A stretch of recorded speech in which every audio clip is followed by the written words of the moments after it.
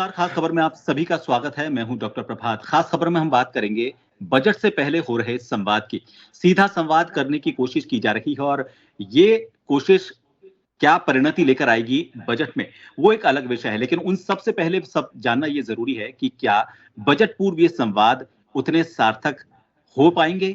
कई तरह की तकनीकी पेच भी हैं, जिसमें जीएसटी, हालांकि जिसको ये कहा जा सकता है कि एक तरह से टैक्स को लेकर जो कंट्रोलिंग है वो सेंट्रल के पास है। उन सब के बीच क्या ये बजट पूर्व संवाद में जो भी सुझाव आते हैं उनको इम्प्लीमेंटेशन करने के लिए, उनको इम्प्लीमेंट करने के लिए क्या राज्य सरकार के पास वो शक्तियां हैं, वो ताकतें हैं, वो अधिकार हैं, वो अधिकार क्षेत्र में आता है या नहीं आता। इन सब के बीच ये बजट पूर्व संवादों में जो सुझाव आ रहे हैं, इनको लेकर क्या कहा जा सकता है, बजट में इनकी कितनी छवि नजर आएगी, इनका कितना असर नजर आएगा, इसको लेकर बात करेंगे। हमारे साथ इसका कुछ तो तकनीकी पहलू और कुछ एक समीक्षात्मक पहलू वो जानेंगे हम। हमारे साथ वरिष्ठ पत्रकार श्याम सुंदर शर्मा जी इसके लिए जुड़े हुए हैं और राजनीतिक पहलू इसका क्या है उसको जानने के लिए हमारे साथ कांग्रेस से हमारे साथ राजकुमार शर्मा जी जुड़े हुए हैं और बीजेपी से सुरेश गर्ग साहब हमारे साथ जुड़े हुए हैं। आप तीनों का बहुत बहुत स्वागत है। सुरेश जी, आपसे चर्चा की शुरुआत करेंगे क्योंकि बीजेपी की सरकार है, बजट पूर्व संवाद किया जा रहा है। लेकिन अभी मेरी अनौपचारिक बात हो रही थी, हमारे जो साथी बैठे हुए हैं श्याम जी, उन्होंने एक बात पर इसका ध्यान आकर्षित किया, वो हालांकि विस्तार से बाद में बताएंगे, कि जब टैक्सेस को लेके मैक्सिमम कंट्रोलिंग सेंट्रल के पास है, बहुत कुछ करने के लिए राज्य सरकारों के पास बचा नहीं है, तो फिर ये संवाद में जो भी सुझाव आ रहे हैं उनको कैसे धरातल पर उतारा जाएगा। देखिए, निश्चित रूप से टैक्सेस के मामले में जो डायरेक्ट टैक्सेस है और जीएसटी कलेक्शन है वो सेंट्रल गवर्नमेंट के हाथ में रहता है। लेकिन इसके बावजूद भी बहुत सारी ऐसी चीजें हैं जो राज्य सरकारों के पास में रहती है। जैसे आज रेवेन्यू रिकॉर्ड का है या लैंड कन्वर्जन का मुद्दा है। आज इंडस्ट्रीज को अगर आपको डेवलप करना है तो इंडस्ट्रीज को डेवलप करने के लिए लैंड की रिक्वायरमेंट होती है। तो लैंड की रिक्वायरमेंट को उसको सरलीकरण कैसे करना, अगर आपको इंडस्ट्री लगाना है, वो अगर मान लो लोन लेता है तो उसमें इंटरेस्ट सब्सिडी का मामला होता है, तो उसको सब्सिडी देना, पर्यटन उद्योग को बढ़ावा देना, तो उसके लिए पर्यटन उद्योग के लिए क्या करना, तो वो राज्य सरकार का काम होता है। तो राज्य सरकार के पास में कई तरीके की चीजें होती है। उन चीजों के लिए हर विभागों से अपनी राय ली जा रही है, चाहे व्यापार से संबंधित आदमी व्यक्ति हो, चाहे पर्यटन से संबंधित व्यक्ति हो, चाहे उद्योग से संबंधित व्यक्ति हो, चाहे किसान से संबंधित व्यक्ति हो, चाहे बिल्डर लाइन से संबंधित। तो हर व्यक्ति से अपने अपने सुझाव लिए जा रहे हैं कि भाई राजस्थान में आने वाले बजट में क्या क्या अमेंडमेंट करें, जिससे कि यहाँ पे जो आज 17 लाख करोड़ रुपए की जो अर्थव्यवस्था है राजस्थान की, उसको आने वाले 5 साल में 32 लाख करोड़ रुपए की बजट जो अर्थव्यवस्था करनी है, उस चीज को ध्यान में रखते हुए अभी जैसे सब्सिडी अभी 450 रुपए सिलेंडर की सब्सिडी है, वो कंटिन्यू चलनी चाहिए। वो चीज भी है। किसानों को अभी हम 6,000 रुपए तो सेंट्रल गवर्नमेंट दे रही है, 2,000 रुपए राज्य सरकार दे रही है, उसको बढ़ाने वाली बात है। स्टाम्प ड्यूटी की बात है। स्टाम्प ड्यूटी जो अभी जो 6% 8% के लगभग है, तो लोगों के सुझाव है कि पुरुषों के लिए 4% और महिलाओं के लिए 2% हो। तो इस तरह के बहुत सारे सुझाव है जो राजस्थान के रेवेन्यू से संबंधित हैं। तो इन सब चीजों के लिए अलग अलग जो लोग हैं उनसे सबसे सुझाव ले रहे हैं और उन सुझाव को समराइज करके जो आने वाला बजट है उसके अंदर आएगा वो चीज। जी राजकुमार जी, देखिए गहलोत सरकार में भी बजट पूर्व संवाद को लेकर जो कोशिशें थी वो की जाती थी, लेकिन बजट में उसका कितना असर नजर आता था वो अलग बात है, क्योंकि बजट में उनका जिक्र करना भी इसलिए जरूरी है क्योंकि उसके बाद उसके कई राजनीतिक फायदे भी लेने होते हैं। हर सरकार करती है, हर राजनीतिक दल भी करता है। लेकिन वो जब धरातल पर उतारने की बात आती है तो बजट, उसमें जो प्रावधान दिए गए हैं वो, और उसके अलावा ब्यूरोक्रेसी के साथ में लेकर चलना, और उसके अलावा जो इच्छा शक्ति है वो सबसे बड़ा एक कारण होता है। कई बार ऐसा होता है कि विभागों के पास बजट होता है, सुझाव भी अच्छे खासे आते हैं, लेकिन जब साल खत्म होता है तो पता चलता है कि 30% बजट ही खर्च हुआ, 40% ही बजट खर्च हुआ, 60% तो खर्च ही नहीं हुआ। तो फिर बजट बनाने के फायदे क्या? आपको क्या सुझाव, अगर बीजेपी को आप देना चाहते हैं, बजट सरकार को कुछ सुझाव देना चाहते हैं, फिलहाल जो संवाद चल रहे हैं वो परिणति तक पहुंचे, आपकी तरफ से क्या सुझाव नजर आते हैं, क्या कमियां नजर आती हैं? देखिए प्रभात जी, भारतीय जनता पार्टी और वर्तमान सरकार के जो मुखिया हैं आदरणीय भजनलाल शर्मा जी, जो इवेंट और पर्ची के माध्यम से अपनी सरकार को 13 महीने से राजस्थान में चला रहे हैं। 13 महीने पहले जिन्होंने लंबे चौड़े वादे किए थे, पिछले बजट में जिन्होंने वादे किए थे, हम सरकार को निवेदन करना चाहते हैं कि आप कथनी और करनी में अंतर मत करिएगा। जो कहते हैं वो करके दिखाइएगा। जो वादे आपने चुनाव के दौरान किए थे, जो वादे आपने पिछले बजट में किए थे, उन वादों को आप लोगों से आप चर्चा कर रहे हैं। निश्चित तौर से आप चर्चा करिए, सभी विभागों से, सभी लोगों से आप चर्चा भी कर रहे हैं, चर्चा करिए, दिल्ली भी जाते रहिए, पर्चियां भी लाते रहिए, लेकिन धरातल पे उन सबको राजस्थान के आवाम के हित में उतारिएगा।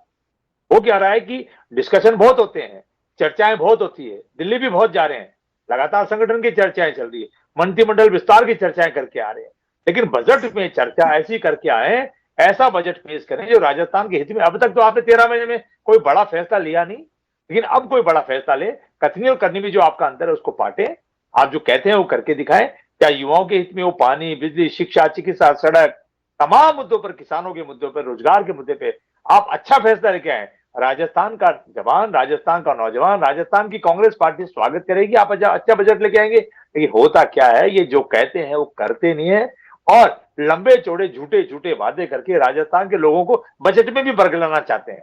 उद्योगों की आप बात करें, चाहे पर्यटन की आप बात करें, चाहे शिक्षा की आप बात करें, चाहे आप छोटे व्यापारियों की आप बात करें, चाहे किसानों की बात करें, आप नौजवानों की बात करें, कर्मचारियों की बात करें, आप कर्मचारी तबादला नीति भी लेके आए, आप और तमाम ऐसे मुद्दे लेके आए, तमाम ऐसे डिस्कशन आप कर भी रहे हैं, करें। और बजट, ऐसा बजट आना चाहिए जो राजस्थान के प्रत्येक वर्ग का फायदा हो, राजस्थान का प्रत्येक वर्ग अपने आप को प्रफुल्लित महसूस करे। ये राजकुमार जी, एक बीच में सवाल मेरा जोड़ना चाहूंगा। आपने एक तबादला नीति को लेकर बात की। जी राजकुमार जी, मेरा एक सवाल बीच में जोड़ना चाहूंगा। आपने तबादला नीति को लेकर बात की, तबादले को लेकर, जी तबादले, मेरा एक सवाल, तबादले को लेकर आपने बात की। तबादले को लेकर आपको अगर ध्यान हो तो जब मुख्यमंत्री हुआ करते थे गहलोत जी, तो उन्होंने एक सवाल किया था शिक्षकों के बीच में जाके कि अब तो आपके ट्रांसफर आराम से हो रहे हैं ना, लेना देना पड़ता है। तो साफ तौर पर उन्होंने कहा था कि साफ देना पड़ता है। तो सुझाव तो तभी लिए गए थे, तबादला नीति को लेकर तभी बात की गई थी। अब क्या सुझाव आप देना चाहेंगे ताकि इस तरह के सवाल, जो इस तरह की जो व्यवस्था, उस हर सरकार में जो भी व्यवस्थाएं रही थी, उन व्यवस्थाओं को सुधारा जा सके? कोई नीति अगर बनाई जा रही है तो उसको कम से कम पुख्ता तौर पर लागू तो किया जा सके। सरकार को ये सुझाव देंगे, तबादला खोलो तो सही। 13 महीने में शिक्षकों के तबादले नहीं खोले आपने। देना देना तो आप कर रहे हो, करते रहना। क्या देना तो कर रहे हो, करते रहना। रोज अखबार छाप रहे हैं, रंजनों का आपको उदाहरण है किस तरीके तबादले हो रहे हैं। विधायकों की अनुशंसा को किस तरीके से हूबहू शब्द तो शब्द माना जा रहा है, तमाशा बन गया है। गोविंद सिंह डोटासरा लिस्टें तो पहले भी आती थी, लिस्टें तो पहले भी आती थी, डिजायर की लिस्ट आती थी, पहले भी डिजायर की लिस्ट आती थी। खैर चलिए ठीक है, मैं जवाब दे देता हूं उनका। मैं आ रहा हूँ सुरेश जी, आपके पास आ रहा हूँ। गर्ग साहब मैं आपके पास आ रहा हूँ जी। चलिए, बजट राजस्थान के आवाम का फायदा हो, ऐसा बजट ठीक है। हमारे साथ 5 साल में कोई फायदा हुआ तो वो बता दो राजकुमार जी। गर्ग साहब मैं लौटूंगा एक बार, श्याम जी का एक बार टेक ले लेते, क्योंकि जिस तकनीकी पहलू की मैं बात कर रहा था उसको लेकर मैं थोड़ा सा विस्तार से जानना चाहूंगा। श्याम जी, जो बात मैं कह रहा था कि बहुत ज्यादा शक्तियां या फिर ये कहें कि अधिकार क्षेत्र में नहीं रहा बजटिंग को लेकर, या फिर अर्थव्यवस्था को लेकर राजस्थान के पास या किसी भी स्टेट के पास, सेंट्रल के पास बहुत ज्यादा उसका हस्तक्षेप या फिर बहुत ज्यादा कंट्रोलिंग है। ऐसे में बजट पूर्व संवादों को आप किस तरह से देखते हैं? देखिए, अभी देखिएगा, सुरेश जी ने खुद ने स्वीकार कर लिया कि हमारे पास कुछ है नहीं। हम तो लोगों को बताने के लिए बजट आ रहा है, और बजट में अगर अभी जैसलमेर में केंद्रीय वित्त मंत्री आई थी निर्मला सीतारमण, इन्होंने कहा वहां पर पेट्रोल और डीजल दायरे में लाने की बात करी थी। क्या कह रहे थे, क्या हुआ? बहुत सारी चीजें जो केंद्र राज्यों पर ढोल करके चला गया, राज्य नहीं चाहता है। तो आप जब ये कह रहे हैं कि हम चाहते हैं कि इतना % कर दें, उतना % कर दें, राजस्थान के पास केवल 2 ऐसे हैं जिसपे आप बजट पे टैक्स लगा सकते हो, घटा सकते हो। पेट्रोल डीजल है, या फिर आपके सामने एक मिनरल वाले वो जो निकलता है, वो पेट्रोल, वो लीकर। ये 2 टैक्स लगाने का अधिकार है आपके पास, और इस पर ना तो टैक्स घटाते हैं ना बढ़ाते हैं। इनको पता है कि हमारे पास अर्थव्यवस्था को चलाने के लिए हम इतनी के सारे कुछ कर पाते हैं। मुख्यमंत्री जी, पूर्व मुख्यमंत्री अशोक गहलोत भी बजट की बैठकें करा करते थे, जिस प्रकार से अभी भजन लाल जी कर रहे हैं। राजकुमार जी को भी पता है कि पूर्व मुख्यमंत्री जी भी सबसे बात करते थे, सबसे नोट करते थे। अभी भी क्या हो रहा है आप देखिए। लेकिन उसके बाद जब बजट आता है, बजट में तो कुछ दे ही नहीं पाते, क्योंकि कहते हैं हमारे पास तो कुछ था ही नहीं, हमने बातें सुनी आपकी, लेकिन आपको अधिकार नहीं है इतना ज्यादा। आप अगर ये आज शर्त तय कर दें कि भाई जिस तरह से रजिस्ट्री में, अगर ये खुद ही कह रहे थे 4% और 2%, आज वादा करें कि भाई जब बजट आएगा तो मुख्यमंत्री जी इनकी बात को समायोजित कर लेंगे, ये आज वादा कर सकते हैं क्या सुरेश जी? ये तो खुद ही कह सकते हैं। लेकिन हाँ, अच्छी बात है आपस में मिलना। और आज देखिए क्या केंद्रीय ऊर्जा मंत्री आए हुए हैं, जोशी जी, उन्होंने साफ कहा है कि कांग्रेस की सरकार जो बिजली फ्री देती थी, मजबूरी में ये भी फ्री दे रहे हैं, इसको बंद करो, नहीं तो पता नहीं क्या होगा, कैसी स्थिति बनेगी। बहुत राज्यों के आज ऊर्जा मंत्री आए हुए हैं राजस्थान जयपुर में, आज विचार विमर्श भी हुआ है। सुरेश जी को पता भी है। अभी देखिए ये निर्णय करने की हिम्मत नहीं जुटा पाते भाई, क्योंकि कांग्रेस ने शुरू किया, हम बंद करेंगे तो हमारे नाराजगी बढ़ जाएगी, इसलिए शुरू रखो, और जो नए को दे देंगे, हम उन पुरानों को देना चाहेंगे 200 यूनिट वाला फायदा जिस तरह से पहले मिल रहा था। ये सब देखिए बजट में आपको अर्थव्यवस्था के अनुरूप निर्णय करने का अधिकार जो पहले मिला हुआ था वो नहीं है। मैं बार बार कहता हूं कि विधानसभा का महत्व जो पहले हुआ करता था वो समाप्त सा हो गया है। अब आप देखिएगा कि जब विधानसभा चलती है, डिपार्टमेंट्स की किस तरह से समीक्षा की जाती है। पहले 12 डिपार्टमेंट 13 डिपार्टमेंट की फ्लोर पर आकर के डिस्कस होकर निर्णय किया जाता था। अब तो मुख्यमंत्री घोषणा करता है, वो मंत्री क्या है, मंत्री उसको फिर से दोबारा से विधानसभा में घोषणा नहीं कर पाते, उसी को वापस से कहते हैं। तो देखिए जो अधिकार पहले स्वतंत्र रूप से मंत्रियों को मिले हुए थे, और वो कहते थे कि भाई हम विभागों की जब घोषणा करेंगे, जब उनका अनुदान मांगों का पर पारित करने का वक्त आता था, तो बहुत सारे निर्णय करने के अधिकार मंत्री स्तर पर हुआ करते थे। लेकिन अब तो मुख्यमंत्री को निर्णय करने का अधिकार नहीं है, तो फिर मुख्यमंत्री के बाद मंत्रियों का क्या अधिकार है? अभी कह रहे थे कि देखिएगा जिस प्रकार से अभी तो उन्होंने कहा कि 50% वादे तो इन्होंने पूरे कर दिए। अब आप एक साल में अगर 50% घोषणा पत्र के वादे पूरे हो गए, तो फिर आपको नए वादे कौन से करोगे आप? क्योंकि देखिएगा कि मैं कह सकता हूं कि वादे पूरे नहीं, जैसे अशोक गहलोत कहते थे एक काम शुरू हो गया वादा पूरा कहाँ हुआ? धरातल पे नहीं उतर पाया। इसलिए निश्चित तौर पर सरकार की मनोइच्छा छोटे लोगों को कुछ देने की है तो अच्छी बात है, इसमें दो राय नहीं, देना चाहिए इसमें दो। जिस तरह से अभी तबादलों की बात बार बार निकल के आ रही है, देखिए राजकुमार जी, पूर्व मुख्यमंत्री अशोक गहलोत ने अवकाश सिंह जाट, आपको पता है आईएएस अधिकारी थे, डायरेक्टर एजुकेशन थे, उनको 4 राज्यों में भेजा था विश्लेषण करने के लिए, लेके आओ बनाओ नीति बनती रही, क्योंकि आप गठबंधन की सरकार चला रहे थे। आपको तो चिंता थी कि अगर गठबंधन टूट के चला जाएगा तो मैं मुख्यमंत्री, और सचिन पायलट अलग था मामला, तो आपके यहाँ तो गठबंधन अलग तरह का गठबंधन था, उसको जोड़े रखने के लिए मुख्यमंत्री जी जो निर्णय करना चाहते थे नहीं कर पाए लास्ट तक। अब देखिएगा यहाँ तो गठबंधन नहीं है, लेकिन अभी नीति के अनुरूप तबादले कर पाना चुनौतीपूर्ण काम होता है। हर विधायक चाहता है कि मेरे अनुसार, और निश्चित रूप से जब अशोक गहलोत सरकार 5 साल रही, कितनी बार शिक्षकों के तबादले हुए ये तो यही बता देंगे। वसुंधरा जी तो हिम्मत जुटाई, क्योंकि आप भर्ती नहीं कर पाए, नई भर्ती नहीं होगी। अगर भर्ती नहीं कर पा रहे हो तो नए तबादलों को कैसे कर पाओगे? इसलिए निश्चित रूप से पहले भर्ती तो करो, क्योंकि इनके तो जमाने में रीट का पेपर आउट, फिर उसके बाद भर्ती नहीं हुई। तो राजकुमार जी आपके जमाने में तो शिक्षकों की भर्ती कर ही नहीं पाए, इसलिए आप तबादले आपने भी नहीं किए, डर गए कि भाई तबादले करेंगे तो सरकार चली जाएगी। लेकिन सरकार तो चली गई, निर्णय नहीं कर पाए, क्योंकि हर कोई चाहता है जालौर, बाड़मेर, जैसलमेर से सबके सब इधर भरतपुर, जैसलमेर, झुंझुनू वगैरह सब आ जाए, उधर खाली करके आ जाए।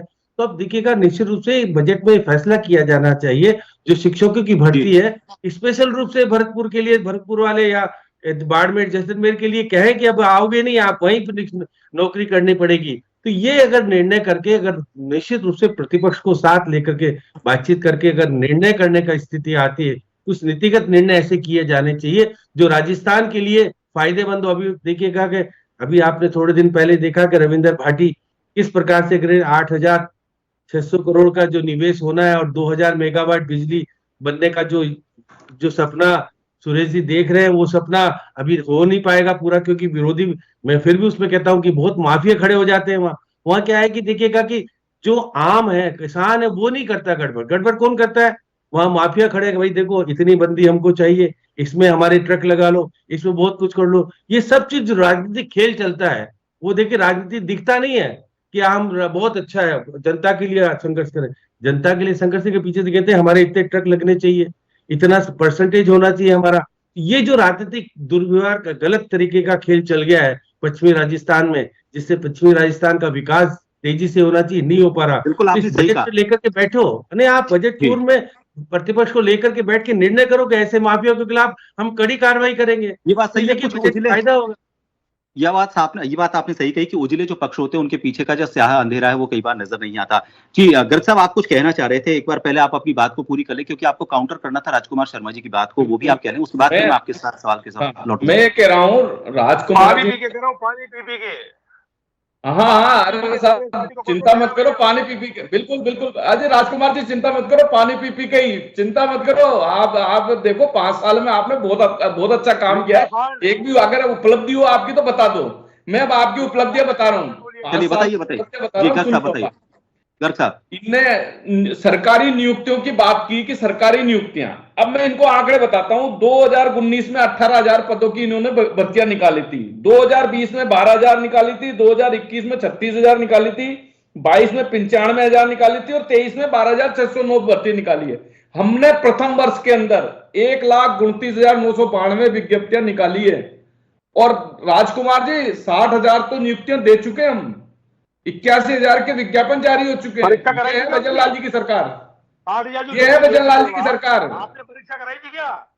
हाँ, 110 परीक्षाएं हो चुकी हैं। आपको यही तो चीज है ना, कांग्रेस के प्रवक्ता क्या डाटा लेके नहीं आते। प्रभात जी सबसे बड़ी समस्या क्या है, कांग्रेस के प्रवक्ता डाटा लेके नहीं आते।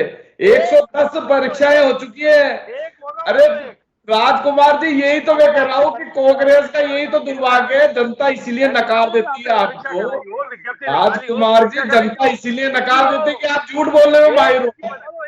110 परीक्षाएं, 110 परीक्षाएं हो चुकी है राजकुमार जी, बिना पेपर लीक के 110 परीक्षाएं हो चुकी है, एक में भी पेपर लीक नहीं हुआ।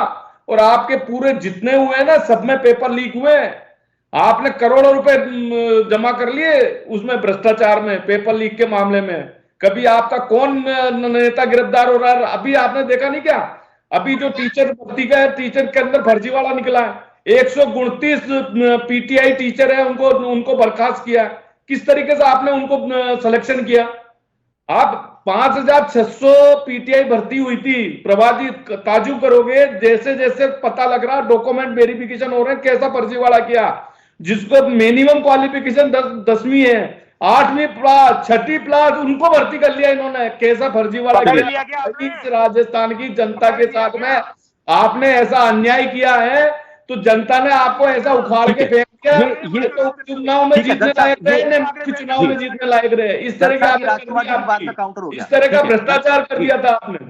ठीक है गर्ग साहब, ये राजकुमार जी की बात का काउंटर हो गया। मैं मेरा सवाल करता हूं, आप ये कह रहे हैं कि 17 लाख करोड़ की अभी अर्थव्यवस्था है, उसको 34 लाख करोड़ की अर्थव्यवस्था बनाना है, लेकिन आपको नहीं लगता कि हर साल कर्ज भी बढ़ता जा रहा है राज्यों पर? राज्य पर कर्ज बढ़ रहा है और उसके बावजूद आप इसको अर्थव्यवस्था को 34 लाख करोड़ का बनाना चाहते हैं, तो इसका लिए कोई प्लानिंग तो होगी। ऐसा तो नहीं है कि जैसे कंपनीज के साथ होता है। कंपनीज के साथ क्या होता है कि कंपनीज बहुत वेल्दी दिखाती हैं पेपर्स में अपने आप को, और उनमें बहुत ज्यादा लास्ट में जाके उनके साथ, जैसे बायजूस का मैं एग्जांपल दूंगा, बहुत लाखों करोड़ों की वो कंपनी हुआ करती थी, लेकिन कर्ज में ऐसी पिछले कर्ज ऐसे चलते गए कि बाद में जाके उसका नतीजा जीरो निकला। तो ऐसी कौन सी प्लानिंग है कि बिना उस घाटे को जो राज्यों पर बढ़ता जा रहा है हर साल, उसको बढ़ाए बगैर, मैं तो कह रहा हूं उसको अगर कम भी कर लें, उसको भी हम वेल्थ ही माने? मैं आपको बताता हूं, 2024-25 का बजट था, वो 4,95,000 करोड़ रुपए का बजट था। 2023-24 का जो बजट, जो इन्होंने लास्ट बजट पेश किया था, वो 3,80,000 करोड़ का बजट था। हमारा जो राजस्व घाटा था 1.93 था, और फिस्कल डेफिसिट जो था वो 3.95 था। मतलब हमने कोशिश की है कि फिस्कल डेफिसिट 4% से ऊपर नहीं जाना। दूसरा, आज हमने राइजिंग राजस्थान किया, राइजिंग राजस्थान हुआ, और उसमें हमारे पास में 35 लाख करोड़ रुपए के एमओयू साइन हुए। अगर वो 35 लाख करोड़ रुपए के एमओयू 5 साल के अंदर हो जाते हैं, तो आपकी क्या अर्थव्यवस्था 17 लाख करोड़ से 35 लाख करोड़, 34 लाख करोड़ रुपए नहीं होगी। ये तो हमारा देखिए बाद ही पता चलेगा। ये तो अभी तो नहीं प्रभात जी, मैं आपको इसी के लिए कह रहा हूं, हर महीने की 11 तारीख को मुख्यमंत्री भजन लाल जी मॉनिटरिंग कर रहे हैं हर एमओयू की। 1,000 करोड़ से ऊपर का जितना भी एमओयू, खुद उसकी मॉनिटरिंग कर रहे हैं।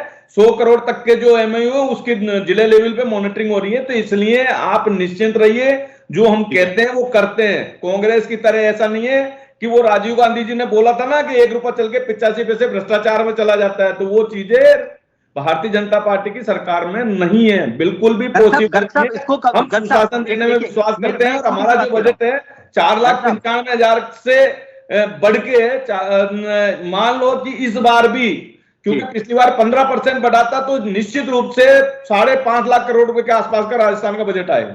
चलिए ठीक है, राजकुमार शर्मा जी के पास मैं लौटूं, लेकिन उससे बात की कि हर बार ये देखता हूं मैं कि बीजेपी के जो भी यहाँ पर प्रवक्ता बैठते हैं, बीजेपी के जो भी प्रतिनिधि बैठते हैं, वो एक बार राजीव गांधी की इस बात को जरूर कोट करते हैं कि उन्होंने कहा था, लेकिन इसके पीछे की सच्चाई ये भी तो है ना कि उन्होंने कम से कम इस बात को देखा भी और स्वीकार भी किया, वरना स्वीकार कौन करता है आजकल? मुझे तो साहब वो भ्रष्टाचारी लोग थे, स्वीकार तो साहब मैं प्रभात जी यही तो कह रहा हूँ, वो भ्रष्टाचारी लोग थे। आज चलो ये बताओ, आज 55 करोड़, देखिए प्रभात जी देखो मैं बता रहा हूं ना कैसे उसको ठीक होता है। 55 करोड़ जनधन अकाउंट है, आज 55 करोड़ जनधन अकाउंट में लगभग 36 लाख करोड़ रुपए डायरेक्ट ट्रांसफर हुए। अगर वो 36 लाख करोड़ रुपए राजीव गांधी की तरह केस में जाता तो 85 पैसे के हिसाब से आप देख लीजिए कि इनके कांग्रेस के खाते में कितना चला जाता। देखिए तकनीक के तो साथ ये चीजें चीज है ना, तो ये चीज तो राजीव गांधी जी भी कर सकते थे, कांग्रेस की मनमोहन जी की सरकार भी थी। नहीं, लेकिन अगर आप नरसिंह राव की भी थी, क्यों नहीं किया? जो गरीब आदमी बैंक को नहीं जानता था उसको बैंक तक लाए हम। मैं बता रहा हूँ सर, तकनीक के जरिए चीजों को सुधारा जाता है। अगर डीबीटी के जरिए ट्रांसफर भी हो रहा है तो वो तकनीक लाने का श्रेय तो राजीव गांधी जी को ही जाएगा। नहीं चलिए राजकुमार जी बात करता हूं। अरे प्रभात जी मैं बताऊं, जीएसटी भी इनकी सोच बता रहे हैं कि जीएसटी भी हम लाए थे, नोटबंदी भी इनकी सोच थी, फिर क्यों नहीं लाए साहब? किसने मना किया था? जीएसटी लाने के लिए ताकि टेक्निक लाने की इनकी बात है तो क्यों नहीं लाए थे साहब? क्यों इनको धीमी गति के समाचार थे? धीमी गति के समाचार थे तो ये भारतीय जनता पार्टी की नरेंद्र मोदी की सरकार आई थी जब तक हुआ ना ये। बजट पे तो बोलो, मैं अरे जवाब बजट पे तो बोलो, ये तो आप बजट पे तो बोल ही नहीं रहे हो, आप तो पता नहीं कहाँ चले रहा हूँ। राजकुमार जी देखिए, बजट को लेकर ये वास्तव में बड़ी चीज है कि जीएसटी आने के बाद बहुत ज्यादा चीजें तो रही नहीं। दो चीजें हैं जिनसे रेवेन्यू जनरेट किया जा सकता है राजस्थान का, और वो दो चीजें रह जाती हैं, एक तो पेट्रोल बताया और एक आप लेकर बताया, आपका ही बताया। आपको क्या लगता है कि पेट्रोल डीजल एक ऐसा बड़ा मुद्दा है क्योंकि इससे महंगाई को सीधा जोड़ा जाता है, और महंगाई इसका मतलब सीधा आम आदमी से जुड़ा विषय। राजस्थान सरकार से भी उस वक्त जब गहलोत सरकार थी उस वक्त भी उम्मीद की जाती थी कि जब भी बजट पेश हो कम से कम वैट को लेकर कोई तो रियायत दी जाए। बाद में लास्ट में जब बजट सरकार जाने का, जब सरकार का वक्त खत्म होने का जब समय आया, तब जाकर बहुत छोटी रियायत दी गई और हमेशा एक दूसरे पर आरोप प्रत्यारोप लगते रहे। क्या लगता है आपको, वैट को लेकर क्या किया जाना चाहिए था, चाहे गहलोत सरकार के वक्त में, और अगर उस वक्त नहीं कर पाए हैं तो भजन सरकार इसमें क्या कर सकती है? प्रभात जी, आपके चैनल पे मैं भारतीय जनता पार्टी को विनम्रता पूर्वक कहना चाहता हूं कि कांग्रेस पार्टी का नाम लेना बंद करिए। राजस्थान विपक्षी है ना, विपक्ष में है, विपक्ष है इसमें तो मतलब यहाँ पे जीरो हो गई क्या कांग्रेस पार्टी? चलिए करते सुनिए। अपना कैलेंडर जारी करने की बजाय कांग्रेस ने क्या किया वो बखान करने लगते हैं। जहां तक बजट की बात है, मैं भारतीय जनता पार्टी की सरकार से बड़ी विनम्रता पूर्वक अपील करूंगा, अच्छा बजट लाइए, सभी कॉम्स को फायदा करे, सभी विभागों को फायदा हो, सभी लोगों के, राजस्थान के प्रत्येक आवाम को फायदा हो। ऐसा मत करिए कि जिले खत्म कर रहे हैं, परीक्षाओं में लूट मच रही है, तबादलों में लूट मच रही है। एक उदाहरण दीजिए, अजय एक उदाहरण दीजिए ना, तबादलों में लूट मच रही है तो बता दीजिए, प्रमाण दे दीजिए। आपके मुख्यमंत्री अशोक गहलोत जी ने तो खुद ने आरोप लगाया ना, शिक्षकों के तबादले बिना पैसे के नहीं होते। हमारा एक आरोप तो बता दीजिए आप, किस तरह का एक आरोप तो बता दीजिए। सुन लीजिए पहले आरोप बोल रहे हैं, वो बता रहे हैं, घर साहब बता रहे हैं वो कुछ जी। भजनलाल जी, ब्याह के जैसे गीत गाए जाते हैं वैसे बजट के गीत गा रहे हैं। गीत गाना जरूरी होते हैं, ब्याह अच्छा होता है, काका बुआ जी सबको राजी किया जाता है, तो ब्याह में तो सरकार से कहूंगा अच्छा करिएगा। राजस्थान को फायदा मिलना चाहिए, राजस्थान का प्रत्येक वर्ग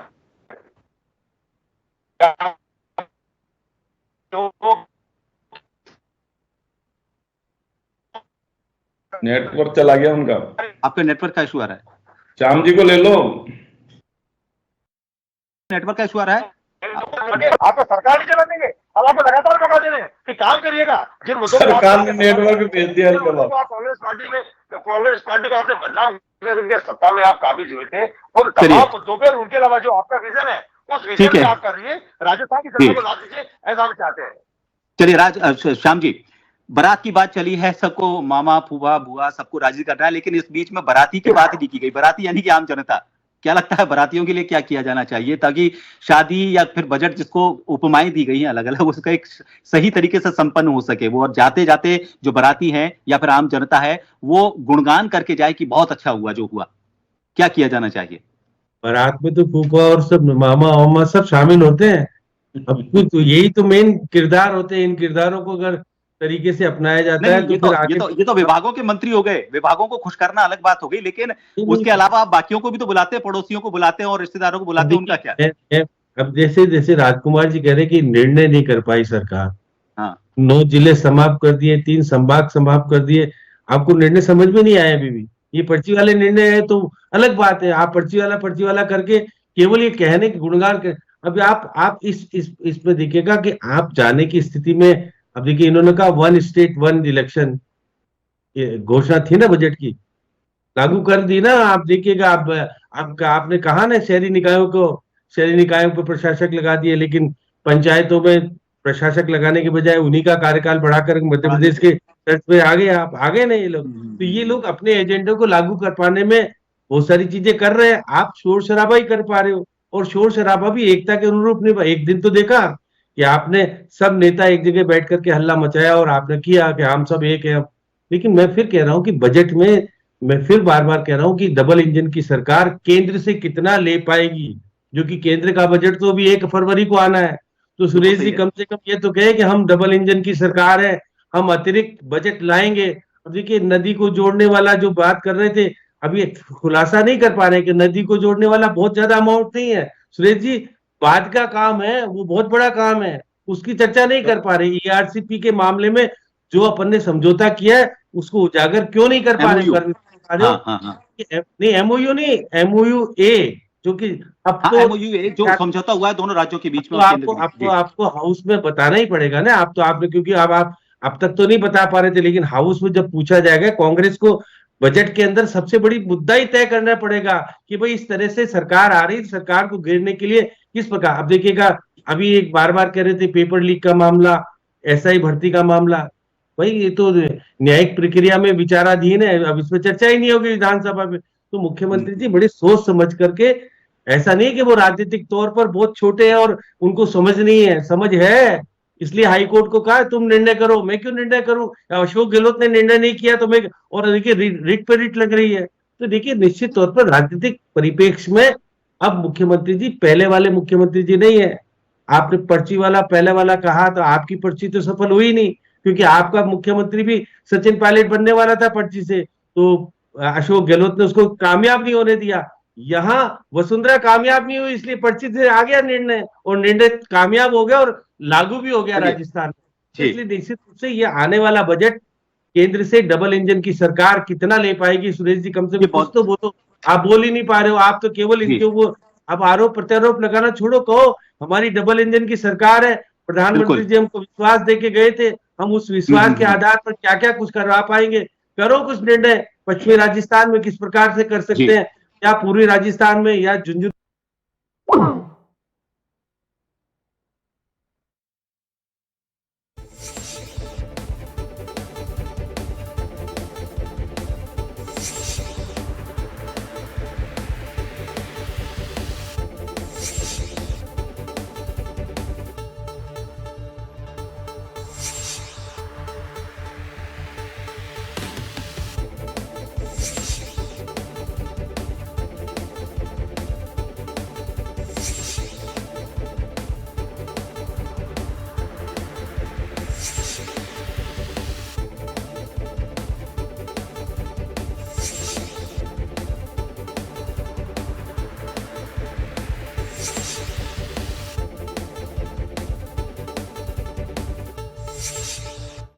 देखिए, बजट पूर्व संवाद हो रहे हैं, बहुत अच्छी बात है। नए सुझाव आते हैं, जनता क्या चाहती है, अलग अलग वर्ग क्या चाहते हैं, ये भी पता चलता है। लेकिन इसको इम्प्लीमेंट करने के लिए सरकार की जो इच्छा शक्ति है, वो कहीं किन्हीं बेड़ियों में जकड़ी हुई तो नहीं है। वो बेड़ियां यानी कि केंद्र से बहुत